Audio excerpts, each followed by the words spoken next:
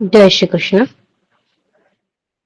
गुरुर्ब्रह्मा गुरुर्विष्णुः गुरुर्देवो महेश्वरः गुरुः साक्षात् परब्रह्म तस्मै श्री गुरवे नमः।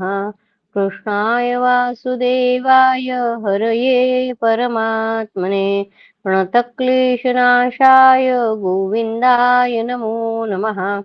नमामि सद्गुरुं शान्तं सच्चिदानन्दविग्रहं पूर्णब्रह्मपरानन्दम् ईशमानन्दिवल्लभम् कृष्णाय वासुदेवाय देवकीनन्दनाय च नन्दगोपकुमाराय गोविन्दाय नमो नमः।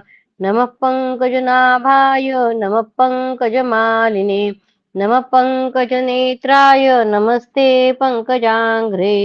कृष्णं नारायणं वन्दे कृष्णं वन्दे व्रजप्रियं कृष्णं द्वैपायनं वन्दे कृष्णं वन्दे पृथासुतं सच्चिदानन्दरूपाय विश्वोत्पत्त्यादिहेतवे तापत्रयविनाशाय श्रीकृष्णाय वयं नमः।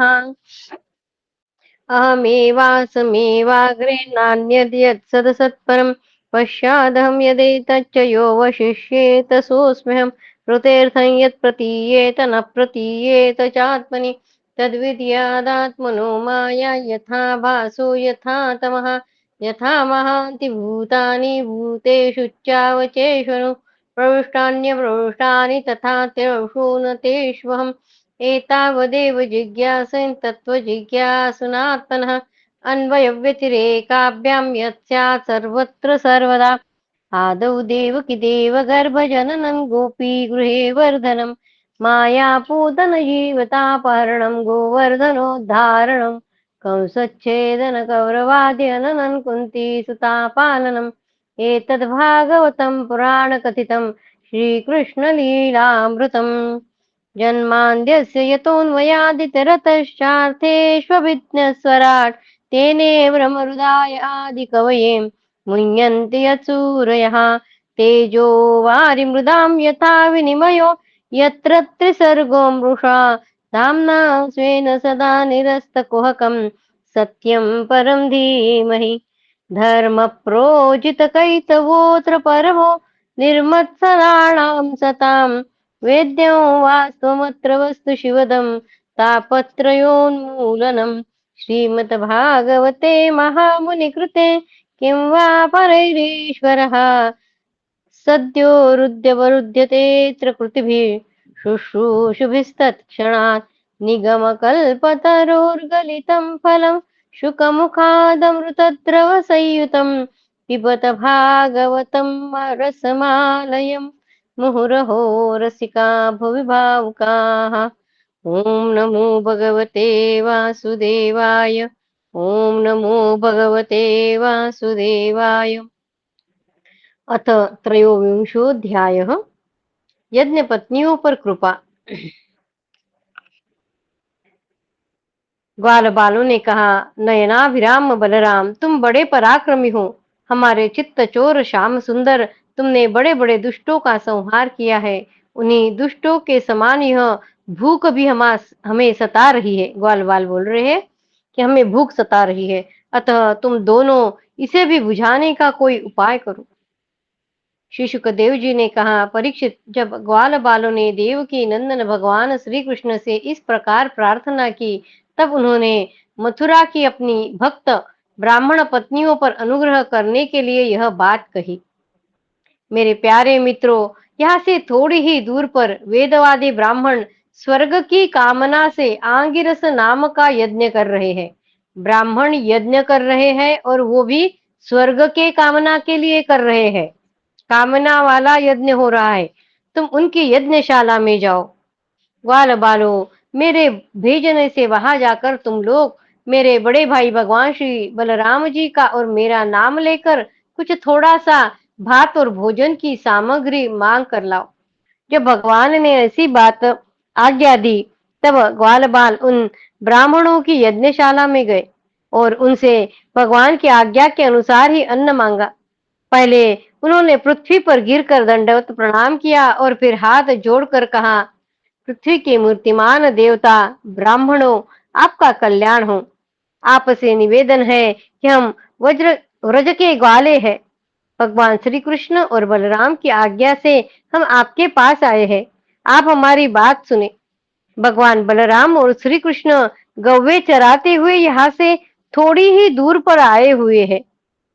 उन्हें इस समय भूख लगी है और वे चाहते हैं कि आप लोग उन्हें थोड़ा सा भात दे दे। ब्राह्मणों, आप धर्म का मर्म जानते हो। यदि आपकी श्रद्धा हो तो उन भोजनार्थियों के लिए कुछ भात दीजिए। सज्जनों, जिस यज्ञ दीक्षा में पशु बलि होती है उसमें और सौत्रावणी यज्ञ में दीक्षित पुरुष का अन्न नहीं खाना चाहिए। जिस यज्ञ में पशु बलि दी जाती है और दूसरा बताए सौत्रामणि यज्ञ जो होता है, सौत्रामणि यज्ञ में दीक्षित पुरुष का अन्न नहीं खाना चाहिए।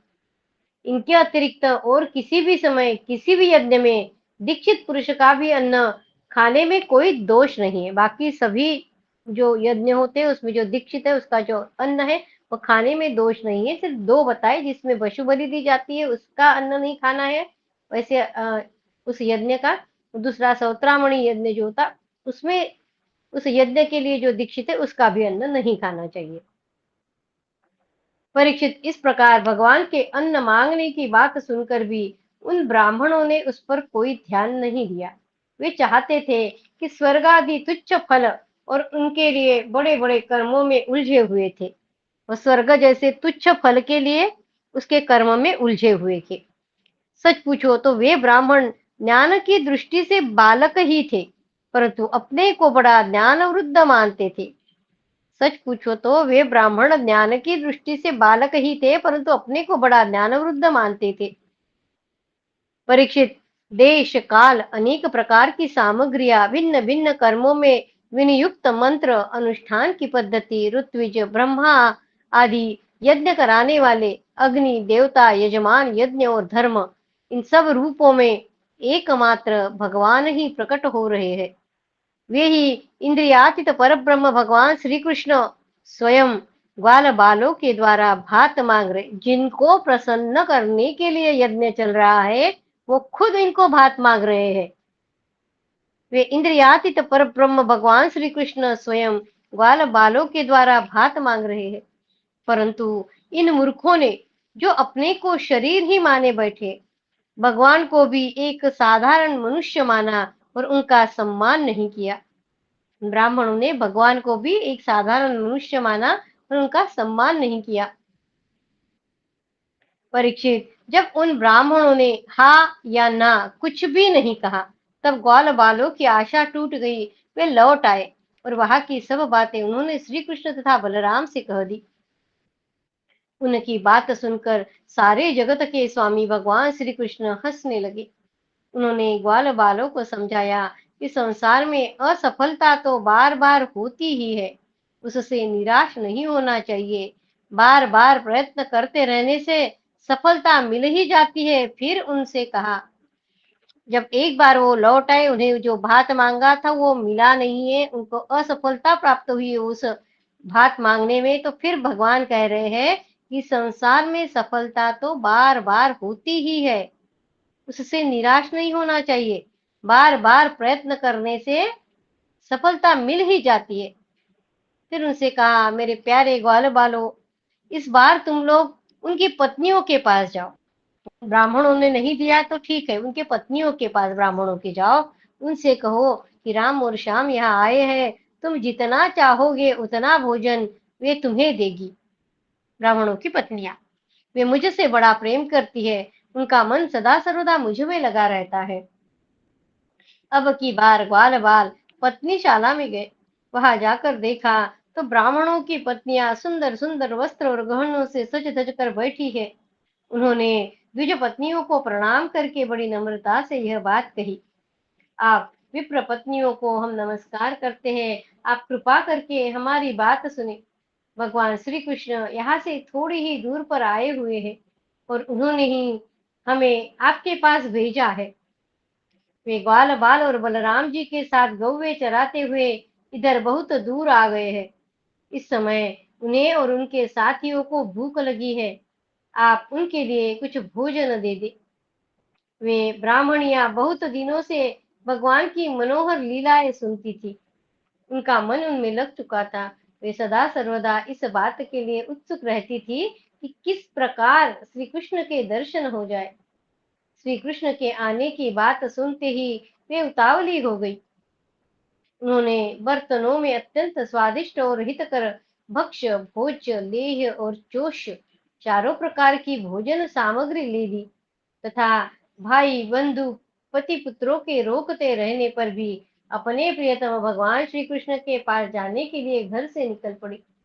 ठीक वैसे ही जैसे नदियां समुद्र के लिए क्यों न हो, न जाने कितने दिनों से पवित्र कीर्ति भगवान श्री कृष्ण के गुण, लीला, सौंदर्य और माधुर्य आदि का वर्णन सुन सुनकर उन्होंने उनके चरणों पर अपना हृदय निछावर कर दिया था।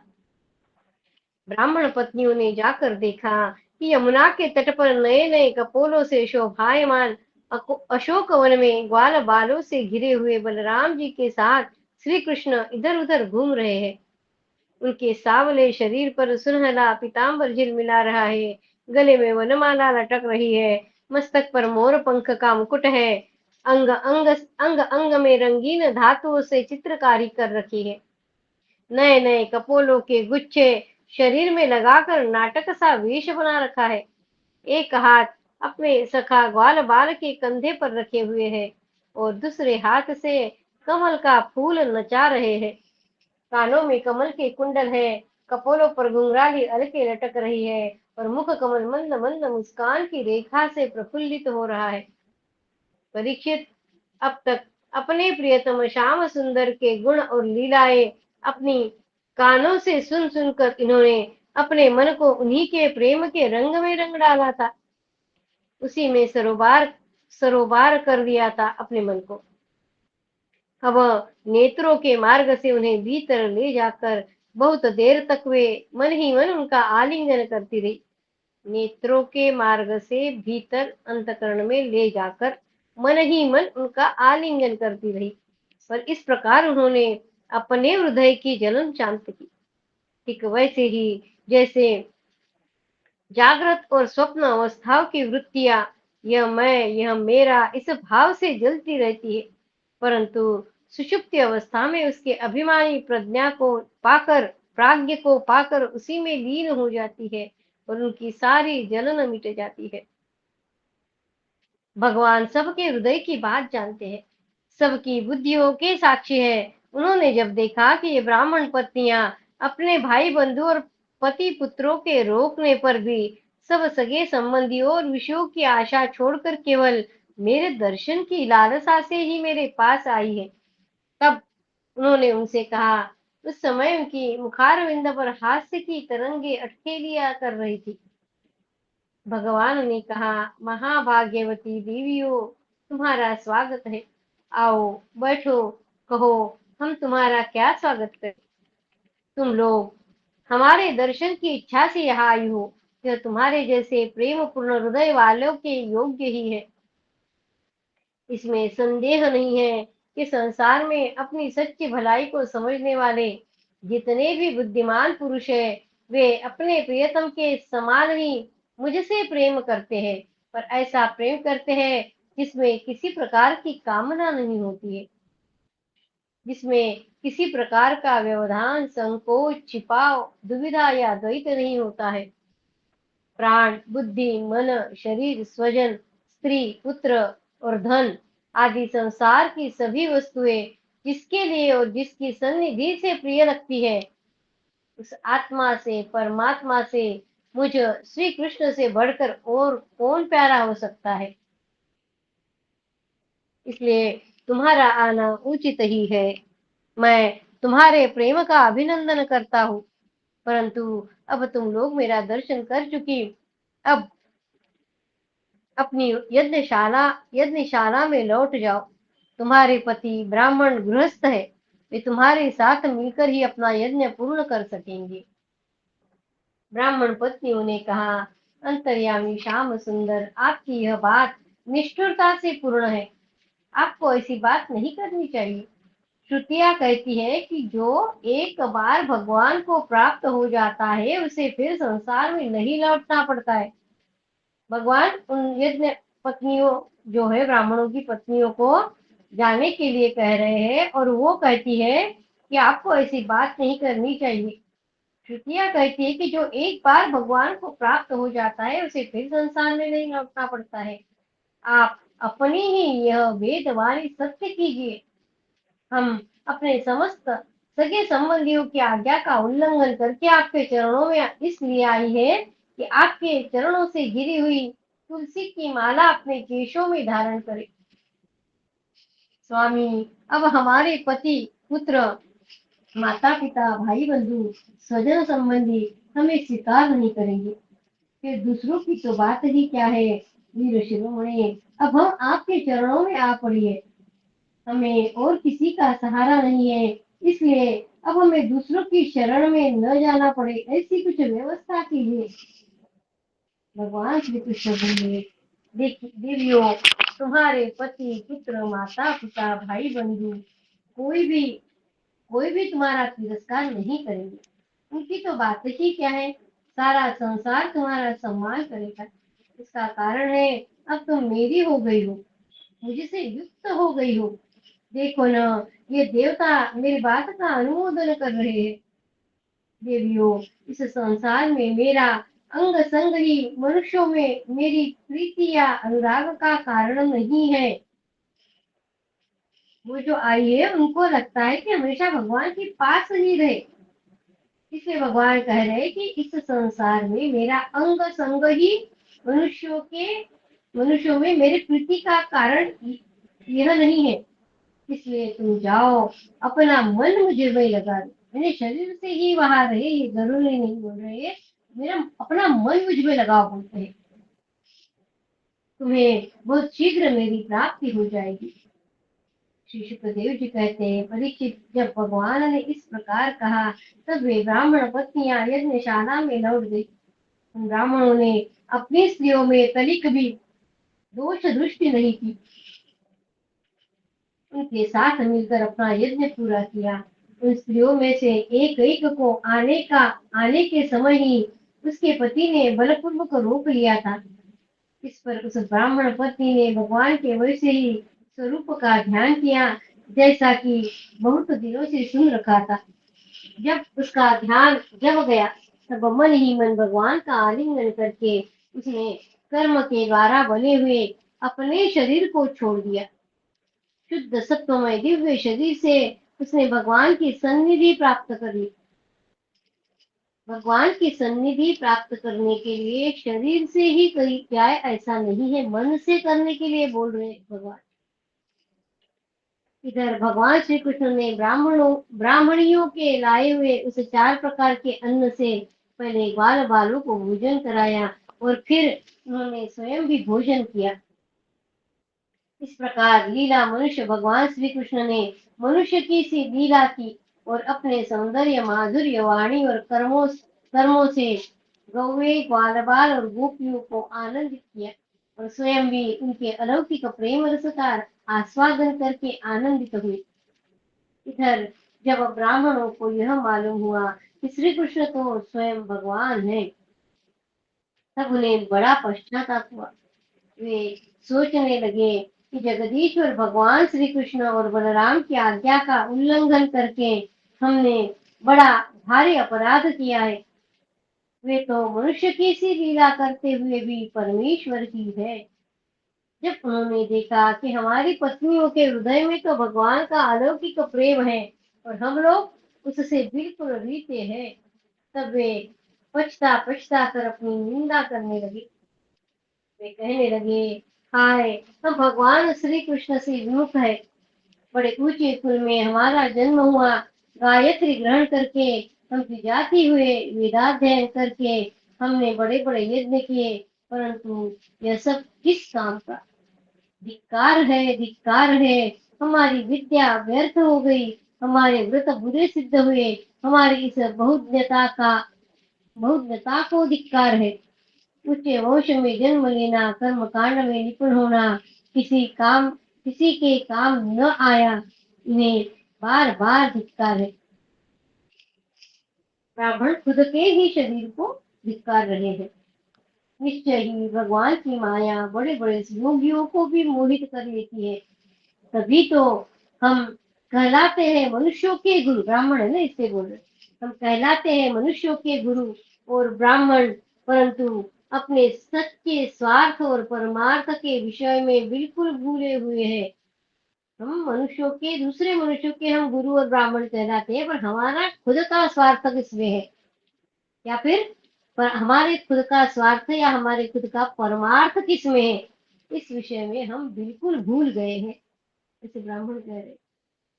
कितने आश्चर्य की बात है, देखो तो सही। यद्यपि ये स्त्रियां है, तथापि जगत गुरु भगवान श्री कृष्ण में इनका कितना अगाध प्रेम है, अखंड अनुराग है। इसी से उन्होंने गृहस्थी की वह बहुत बड़ी फांसी भी काट डाली, जो मृत्यु के साथ भी नहीं कटती। गृहस्थी की फांसी काट डाली बोल रहे, जो मृत्यु के साथ भी नहीं कटती। इनके न तो द्विजाति के योग्य यज्ञ पवित्र आदि संस्कार हुए। जो स्त्रियां है जिन्होंने भगवान को अपने मन में बिठा लिया है, इनका तो, ये तो द्विजाति ने, वो ब्राह्मण भी नहीं है हमारे जैसे, इनको थोड़ा अभिमान है खुद पर, और ना इनका यज्ञ पवित्र संस्कार भी हुआ है। इनके न तो द्विजाति के योग्य यज्ञ पवित्र आदि संस्कार हुए हैं, और न तो इन्होंने गुरुकुल में ही निवास किया है। इन स्त्रियों ने न गुरुकुल में निवास किया है, न इन्होंने तपस्या की है, न तो आत्मा के संबंध में ही कुछ विवेक विचार किया है। न ये द्विजाति के योग्य है, न इनका यज्ञोपवीत संस्कार हुआ है, न गुरुकुल में इन्होंने निवास किया है, न तपस्या की है, न तो आत्मा के संबंध में कुछ विवेक या कुछ विचार किया है। इनकी बात तो दूर रही, इनमें न तो पूरी पवित्रता है और न तो शुभ कर्म ही है। फिर भी समस्त योगेश्वरों के ईश्वर पुण्य कीर्ति भगवान श्री कृष्ण के चरणों में इनका दृढ़ प्रेम है।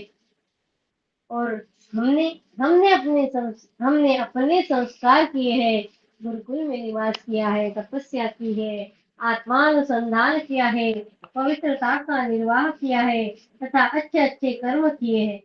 फिर भी भगवान के चरणों में हमारा प्रेम नहीं है। सच्ची बात तो यह है कि हम लोग गृहस्थी के काम धंधों में मतवाले हो गए थे। अपनी भलाई और बुराई का बिल्कुल भलाई अपने भलाई और बुराई को बिल्कुल भूल गए थे। अहो, भगवान की कितनी कृपा है। भक्त वत्सल प्रभु ने बाल बालों को भेजकर उनके वचनों से हमें चेतावनी दी और अपनी याद दिलाई है।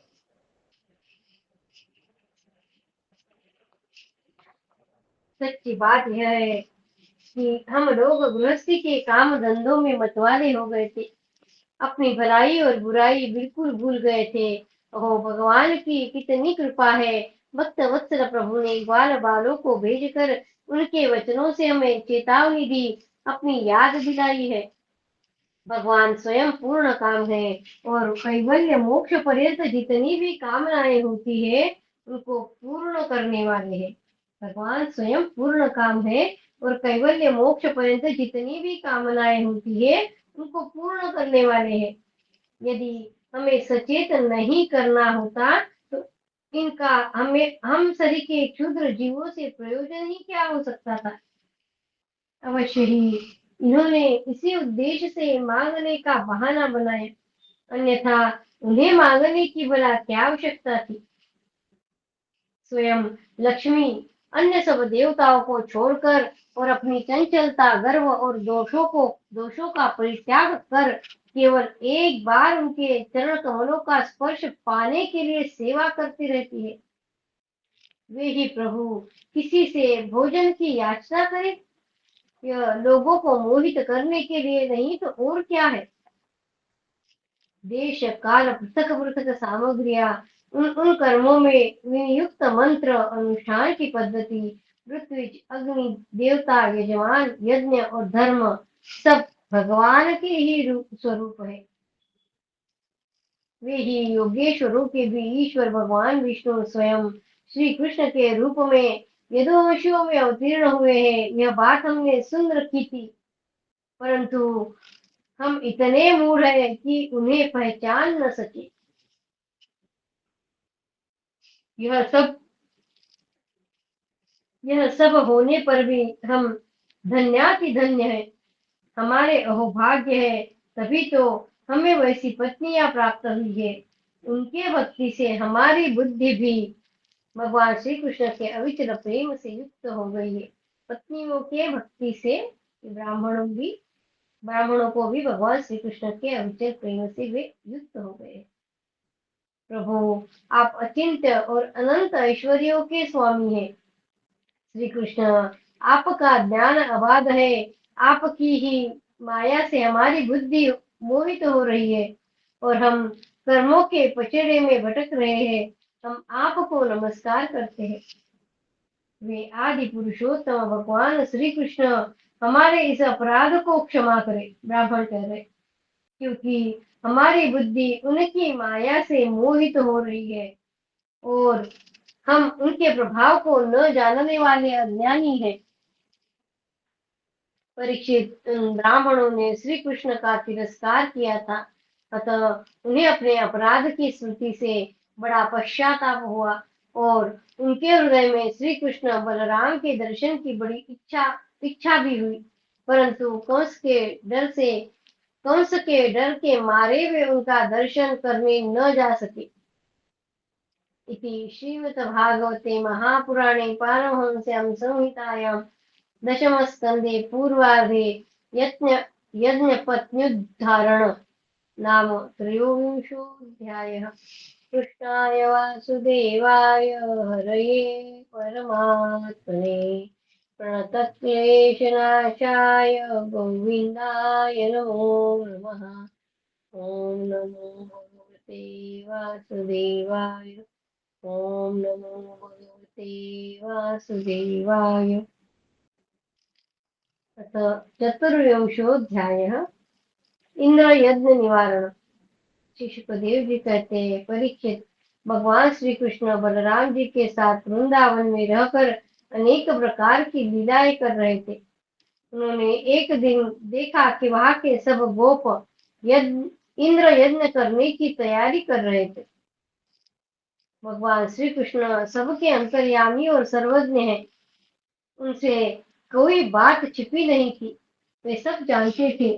फिर भी विनयावनत होकर उन्होंने नंद बाबा आदि बड़े बड़े बूढ़े गोपों से पूछा, पिताजी, आप लोगों के सामने यह कौन सा बड़ा भारी काम, कौन सा उत्सव आ पहुंचा है? इसका फल क्या है? किस उद्देश्य से कौन लोग किन साधनों के द्वारा यह यज्ञ क्रिया करते हैं? पिताजी, आप मुझे यह अवश्य बतलाइए। आप मेरे पिता हैं और मैं आपका पुत्र। ये बातें सुनने के लिए मुझे बड़ी उत्कंठा भी है।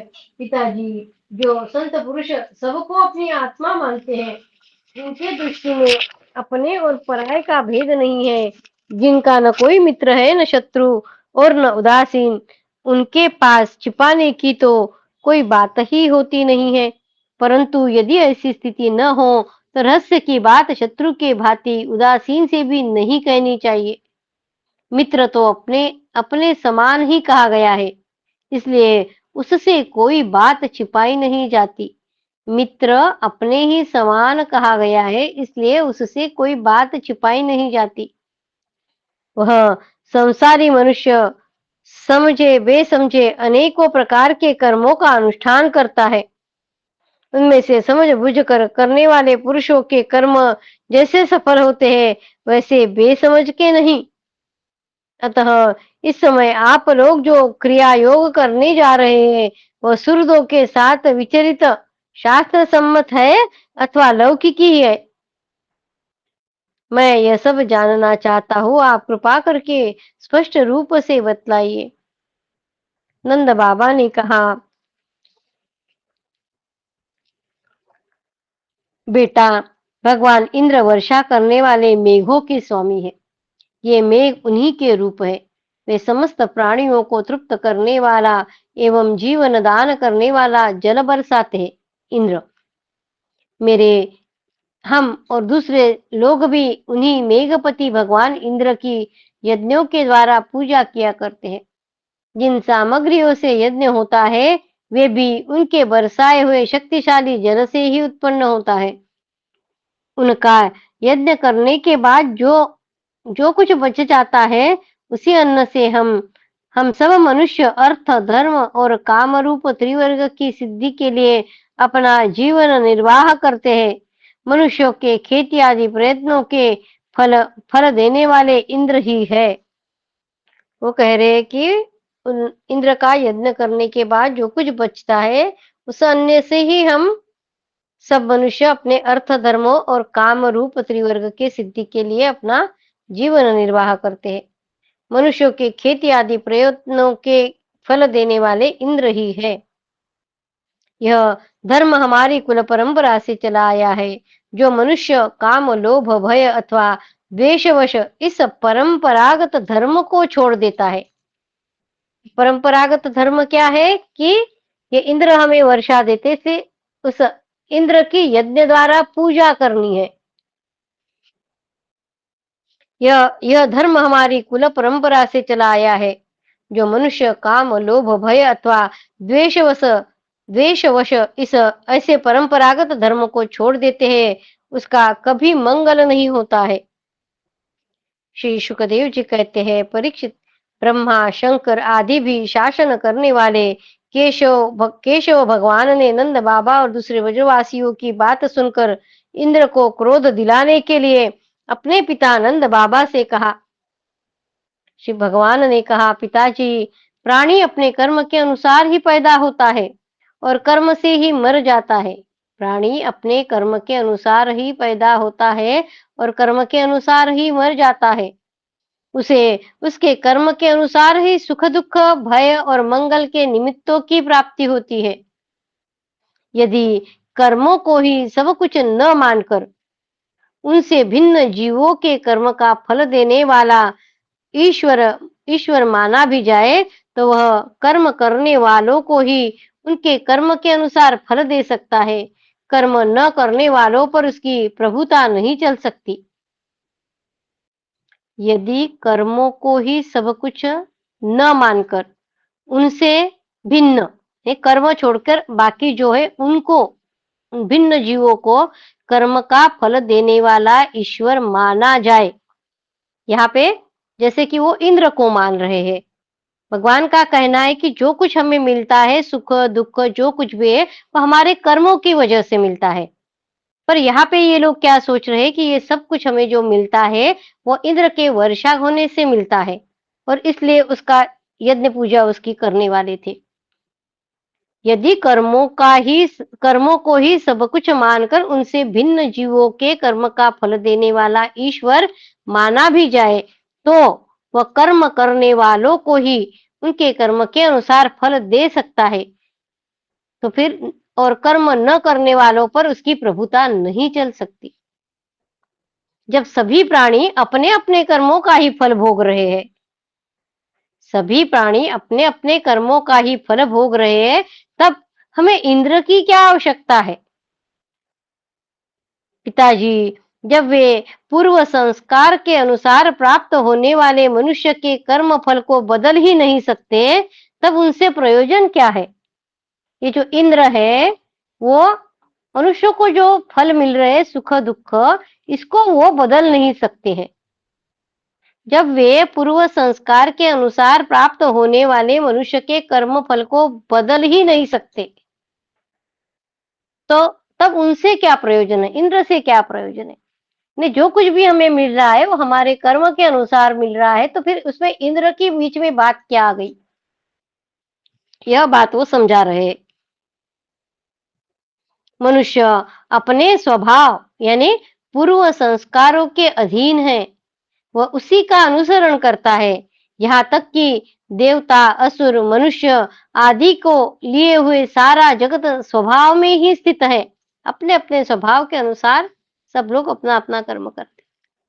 जीव अपने कर्मा के अनुसार उत्तम और अधम शरीरों को ग्रहण करता है और छोड़ता रहता है।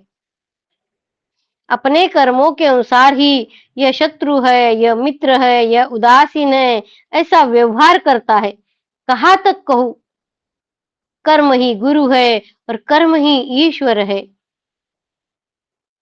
इसलिए पिताजी, मनुष्य को चाहिए कि पूर्व संस्कारों के अनुसार अपने वर्ण तथा आश्रम के अनुकूल धर्मों का पालन करता हुआ कर्म का ही आदर करे, जिसके द्वारा मनुष्य की जीविका सुगमता से चलती है, वही उसका इष्ट देव है। जिसके द्वारा मनुष्य की जीविका सुगमता से चलती है, वही उसका इष्ट देव होता है। जैसे अपने विवाहित पति को छोड़कर जारपति का सेवन करने वाली व्यभिचारिणी स्त्री कभी शांति लाभ नहीं करती, वैसे ही जो मनुष्य अपनी आजीविका चलाने वाले एक देवता को छोड़कर किसी दूसरे की उपासना करते हैं, इससे उन्हें कभी सुख नहीं मिलता है। जो मनुष्य अपनी आजीविका चलाने वाले एक देवता को छोड़कर दूसरे किसी की उपासना करते हैं, उससे उन्हें कभी सुख नहीं मिलता है। ब्राह्मण वेदों के अध्यापन से, क्षत्रिय पृथ्वी पालन से, वैश्य वार्तावृत्ति से और शूद्र ब्राह्मण, क्षत्रिय और वैश्य की सेवा से अपनी जीविका का निर्वाह करते हैं। वैश्यों की वार्तावृत्ति 4 प्रकार की है: कृषि, वाणिज्य, गोरक्षा और ब्याज देना। वैश्यों के क्या कर्तव्य बता रहे? कृषि करना, वाणिज्य, गोरक्षा और ब्याज लेना। हम लोग उन चारों में से एक केवल गोपालन ही सदा करते आए हैं। पिताजी, इस संसार की स्थिति, उत्पत्ति और अंत के कारण क्रमशः सत्वगुण, रजोगुण और तमोगुण है। यह विविध प्रकार का संपूर्ण जगत स्त्री पुरुष के संयोग से रजोगुण के द्वारा उत्पन्न होता है। उसी रजोगुण की प्रेरणा से मेघगण सब कहीं जल बरसाते हैं और उसी से अन्न और अन्न से ही सब जीवों की जीविका चलती है। इसमें भला इंद्र का क्या लेना देना है? वह भला क्या कर सकता है? पिताजी, न तो हमारे पास किसी देश का राज्य है और न बड़े-बड़े नगर ही है। हमारे पास गांव या घर भी नहीं है। हम तो सदा के वनवासी है और वन और पहाड़ ही हमारे घर है। इसलिए हम लोग गौओं, ब्राह्मणों और गिरिराज का यजन करने की तैयारी करें। इंद्र इंद्र यज्ञ के लिए जो सामग्रियां इकट्ठी की गई है, उन्हीं से इस यज्ञ का अनुष्ठान होने दे। अन्न को अनेकों प्रकार के पकवान, खीर, हलवा, पुआ, पूरी आदि से लेकर मूंग की दाल तक बनाए जाए। व्रज का सारा दूध एकत्र कर लिया जाए। वेदवादी ब्राह्मणों के द्वारा भली भांति हवन करवाया जाए तथा उन्हें अनेकों प्रकार के अन्न, गौवे और दक्षिणाएं दी जाए। और भी चांडाल, पतित तथा कुत्तों तक का यथा योग्य वस्तुएं देकर गायों को चारा दिया जाए और फिर गिरिराज को भोग लगाया जाए। उसके बाद खूब प्रसाद खा पीकर सुंदर सुंदर वस्त्र पहनकर गहनों से सज सजा लिया जाए और चंदन लगाकर गौ, ब्राह्मण, अग्नि तथा गिरिराज गोवर्धन की प्रदक्षिणा की जाए। पिताजी, मेरी तो ऐसी ही सम्मति है। यदि आप लोगों को रुचे तो ऐसा ही कीजिए। ऐसा यज्ञ गो, ब्राह्मण और गिरिराज को तो प्रिय होगा ही, मुझे भी बहुत प्रिय है। श्री सुखदेव जी कहते हैं, परीक्षित, कालात्मा भगवान की इच्छा थी कि इंद्र का घमंड चूर चूर कर दे। नंद बाबा आदि गोपों ने उनकी बात सुनकर बड़ी प्रसन्नता से स्वीकार कर ली। भगवान श्री कृष्ण ने जिस प्रकार का यज्ञ करने को चाहा था, वैसा ही यज्ञ उन्होंने प्रारंभ किया। पहले ब्राह्मणों से स्वस्ति वाचन कराकर उसी सामग्री से गिरिराज और ब्राह्मणों को सादर भेंटें दी तथा गौओं को हरी हरी घास खिलाई। इसके बाद नंद बाबा आदि गोपों ने गौओं को आगे करके गिरिराज की प्रदक्षिणा की। ब्राह्मणों का आशीर्वाद प्राप्त करके वे और गोपियां भली भांति श्रृंगार करके और बैलों से जुती गाड़ियों पर सवार होकर भगवान श्री कृष्ण की लीलाओं का गान करती हुई गिरिराज की परिक्रमा करने लगी। भगवान श्री कृष्ण गोपों भगवान श्री कृष्ण गोपों को विश्वास दिलाने के लिए गिरिराज के ऊपर एक दूसरा विशाल शरीर धारण करके प्रकट हो गए तथा मैं गिरिराज हूँ इस प्रकार कहते हुए सारी सामग्री आरोगने लगे। भगवान श्री कृष्ण ने अपने उस स्वरूप को दूसरे ब्रजवासियों के साथ स्वयं भी प्रणाम किया और कहने लगे, देखो कैसा आश्चर्य है, गिरिराज ने साक्षात प्रकट होकर हम पर कृपा की है। ये चाहे जैसा रूप धारण कर सकते हैं। जो वनवासी जीव इनका निरादर करते हैं उन्हें ये नष्ट कर डालते हैं। आओ अपना और गौओं का कल्याण करने के लिए इन गिरिराज को हम नमस्कार करें। इस प्रकार भगवान श्री कृष्ण की प्रेरणा से नंद बाबा आदि बड़े बूढ़े गोपों ने गिरिराज गौ और ब्राह्मणों का विधि पूर्वक पूजन किया तथा फिर श्री कृष्ण के साथ सब व्रज में लौट आए। इति श्रीमद्भागवते महापुराणे पारमहंस्यां संहितायां दशमस्कन्धे पूर्वार्धे चतुर्विंशोऽध्यायः। कृष्णाय वासुदेवाय हरये परमात्मने प्रणतक्लेशनाशाय गोविन्दाय नमो नमः। ॐ नमो भगवते वासुदेवाय।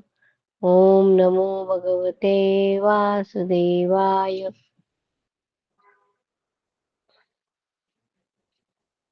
अथ पंचविंशोऽध्याय गोवर्धन धारण।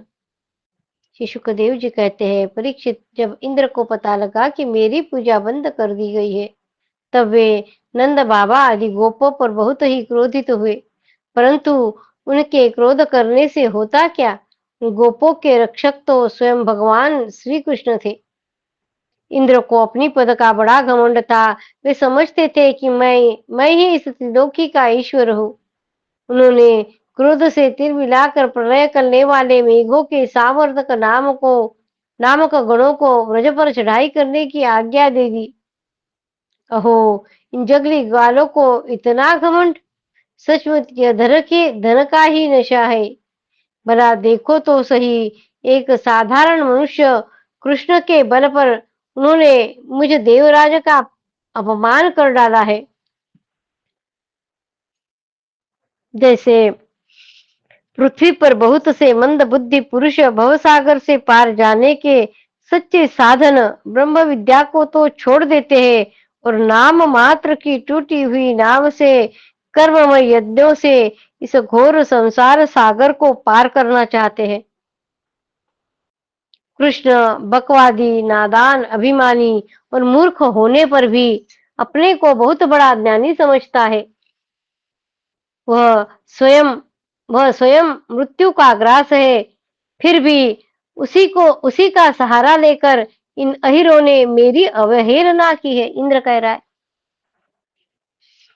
एक तो एक तो ये यूं ही धन के नशे में चूर हो रहे थे, दूसरे कृष्ण ने इनको बढ़ावा दे दिया। अब तुम लोग जाकर इनके इस धन के घमंड और हेकड़ी को धूल में मिला दो तथा उनके पशुओं का संहार कर डालो। मेघों से कह रहे इंद्र, मैं भी तुम्हारे पीछे पीछे ऐरावत हाथी पर चढ़कर नंद के व्रज का नाश करने के लिए महापराक्रमी मदद गुणों के साथ आता हूँ। सुखदेव जी कहते हैं, परीक्षित, इंद्र ने इस प्रकार प्रलय के मेघों को आज्ञा दी और उनके बंधन खोल दिए। अब वे बड़े वेग से नंद बाबा के व्रज पर चढ़ आए और मूसलाधार पानी बरसाकर सारे व्रज को पीड़ित करने लगे। चारों ओर बिजलियां चमकने लगी, बादल आपस में टकराकर कड़कड़ने लगे और प्रचंड आंधियों की प्रेरणा से यह बड़े बड़े ओले बरसाने लगे। इस प्रकार दल के दल बादल बार बार आकर खंबे के समान मोटी मोटी धाराएं गिराने लगी। तब ब्रजभूमि का कोना-कोना पानी से भर गया और कहाँ नीचा है, कहाँ ऊँचा है, इसका पता चलना कठिन हो गया। इस प्रकार मूसलाधार वर्षा तथा झंझावात के झप झपोटा झपो झपाटे से तथा झंझावात के झपाटे से जब एक-एक पक्षी ठिठुरने और काँपने लगा, ग्वाल और ग्वालिनी भी ठंड के मारे अत्यंत व्याकुल हो गई। तब वे सब के सब भगवान श्री कृष्ण के शरण में आए।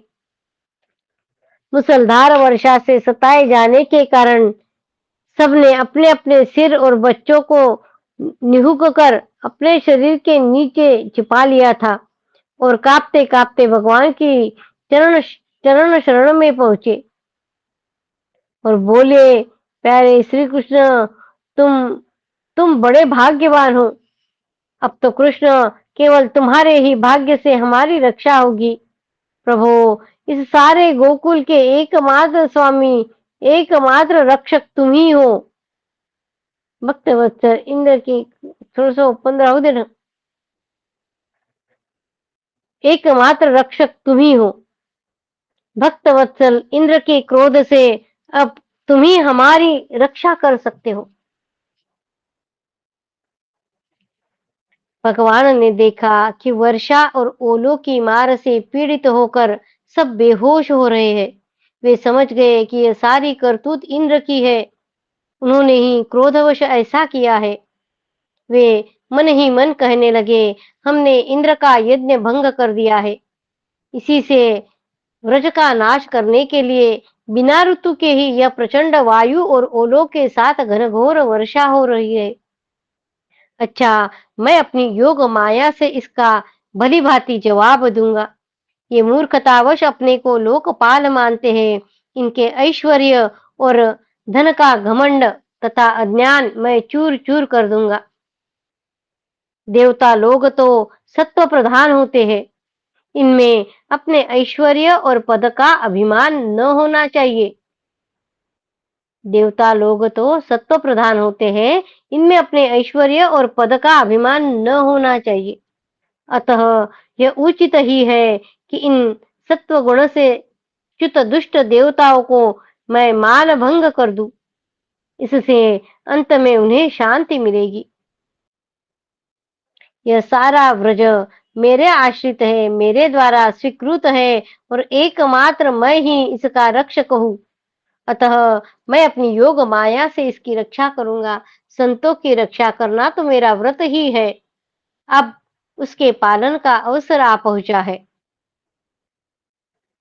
उस अब उसके पालन का अवसर आ चुका है। यहाँ एक विश्लेषण दिया है, जो केवल एक बार मेरी शरण में आ जाता है और मैं तुम्हारा हूँ इस प्रकार याचना करता है, उसे मैं संपूर्ण प्राणियों से अभय कर देता हूँ। यह मेरा व्रत है, यह भगवान का व्रत है कि जो एक बार भगवान के शरण में आ जाता है और कहता है कि मैं तुम्हारा हूँ, इस प्रकार की याचना करता है तो संपूर्ण प्राणियों से अभय कर देता हूँ। भगवान कह रहे कि मैं उसे संपूर्ण प्राणियों से अभय कर देता हूँ। यह मेरा व्रत है। इस प्रकार कह कर भगवान श्री कृष्ण ने खेल-खेल में एक ही हाथ से गिरिराज गोवर्धन को उखाड़ लिया और जैसे छोटे-छोटे बालक बरसाती छत्ते के पुष्प को उखाड़कर हाथ में रख लेते हैं, वैसे ही उन्होंने उस पर्वत को धारण कर लिया। इसके बाद भगवान ने गोपों से कहा, माताजी, पिताजी और व्रजवासियों, तुम लोग अपनी गौओं और सब सामग्रियों के साथ इस पर्वत के गड्ढे में आकर आराम से बैठ जाओ। देखो, तुम लोग ऐसी शंका न करना कि मेरे हाथ से यह पर्वत गिर पड़ेगा। तुम लोग तनिक भी मत डरो। इस आंधी पानी के डर से तुम्हें बचाने के लिए ही मैंने यह युक्ति रची है। जब भगवान श्री कृष्ण ने इस प्रकार सबको आश्वासन दिया, ढाढ़स बंधाया, तब सब के सब ग्वाल अपने-अपने गोधन, छकड़ों, आश्रितों, पुरोहितों और भृत्यों को अपने-अपने साथ लेकर सुबीते के अनुसार गोवर्धन के गड्ढे में आ घुसे। भगवान श्री कृष्ण ने सब ब्रजवासियों के देखते-देखते भूख प्यास की पीड़ा, आराम विश्राम की आवश्यकता आदि सब कुछ भुलाकर 7 दिनों तक लगातार उस पर्वत को उठाए रखा। वे एक डग भी वहां से इधर इधर उधर नहीं हुए। श्री कृष्ण की योग माया का यह प्रभाव देखकर इंद्र के आश्चर्य का ठिकाना न रहा। अपना संकल्प पूरा न होने के कारण उनकी सारी हेकड़ी बंद हो गई। वे भौचक्के से रह गए। इसके बाद उन्होंने मेघों को अपने आप वर्षा करने से रोक दिया।